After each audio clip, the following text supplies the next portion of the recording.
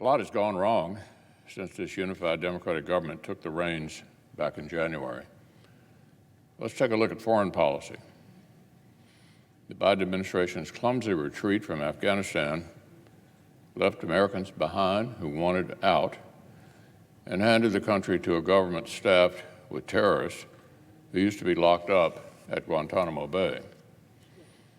Let's take a look at energy independence, or should I say energy dependence. President Biden canceled our own Keystone XL pipeline, but cleared the path for a new pipeline for Vladimir Putin. The amount of Russian oil that America has to import has already nearly doubled on the Democrats' watch. Look at the border. Illegal crossings are flooding across our southern border at an all-time high. But Democrats have interior enforcement arrests down to a decade low. But there's no question that what crisis is at the top of the minds of middle-class Americans. There's no question what is keeping working Americans awake at night. It's inflation. Inflation. The runaway prices and unpredictability that Democrats' policies have fueled. 90% of Americans told one recent survey that they are somewhat or extremely concerned with inflation. We are a huge and diverse country. It's hard to get 9 in 10 Americans to agree on almost anything. But less than 1 year under Democrat policies, 90% of America is worried about inflation.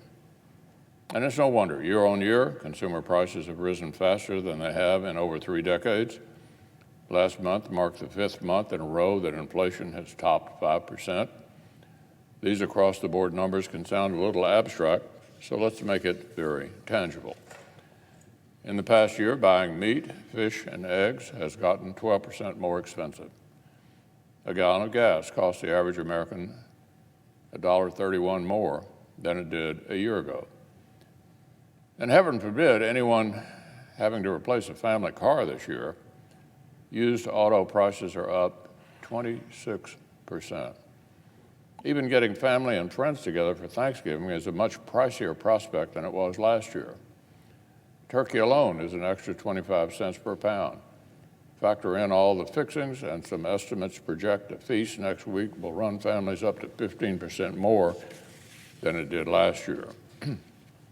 For a while, the White House tried to downplay the problem.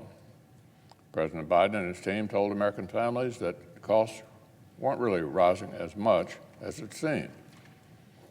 Or that, okay, costs were rising, but it would only last a few months. Or, as some liberals argued, that if you remove food costs, housing costs, and transportation costs from the equation, inflation really wasn't all that bad. Some have tried to argue that rampant inflation is actually a high-class problem to have because at least we aren't in a recession. I'm not kidding. I guess they think working Americans should stop complaining and be grateful things aren't even worse. But a sad irony is that inflation is exactly the opposite of a high-class problem. Inflation is likely a huge regressive tax that hits the middle class, the working class, and the poor far more than it hurts wealthy people. The 3 biggest drivers of a staggering 6.2 inflation rate we logged last month were housing, transportation, and food. These are not luxuries, they're essentials. And they take up a much bigger share of families' budgets from the middle class on down. The Democrats' inflation is functioning like an ultra-punitive tax on American families who can least afford it, exactly the opposite of a high-class problem. It didn't have to be this way. The inflation spike wasn't just predictable, it was, in fact, predicted. This past spring, I warned my Democratic colleagues right here on the floor that their unbelievably expensive and poorly targeted spending bill that masqueraded as a COVID relief would turn our strong economic recovery into an inflationary mess. Many of my Republican colleagues said the same thing. But Democrats didn't have to take our word for it. Even their own favorite liberal economists, like President Clinton's Treasury Secretary Larry Summers and President Obama's CEA Chairman Jason Furman, warned that liberal bill might supercharge inflation. Now, our Democratic colleagues want to ram through another, even bigger, reckless taxing and spending spree that would make inflation even worse. Many of those same liberal economists support this new spending spree because of all the left-wing goodies that are packed into it. But even they largely admit, these who support this new left-wing proposal, even they admit the package would make inflation even worse next year. Stephen Ratner, a senior economic advisor to President Obama, just wrote in the New York Times that, quote, the original sin was the $1.9 trillion American Rescue Plan. That has contributed materially to today's inflation levels. He goes on to say that Democrats' new taxing and spending spree, quote, can be deemed paid for only if one embraces budget gimmicks like assuming that some of the most important initiatives will be allowed to expire in just a few years. The result is a package that front-loads spending while tax revenues only arrive over the course of a decade.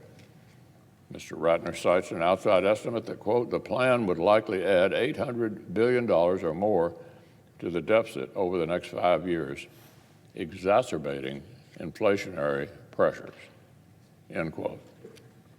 Now this, the person I just quoted, is a former top advisor to President Obama, by definition a liberal Democrat, explaining that the Democrats' new proposal as currently constituted would make inflation worse.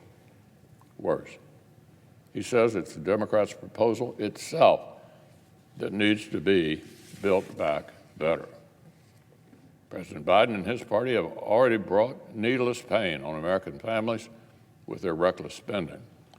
Ramming through another multi-trillion-dollar partisan wish list would only compound the damage. The hardworking men and women of this country cannot afford to be guinea pigs in a socialist experiment where Democrats try to inflate their way out of inflation.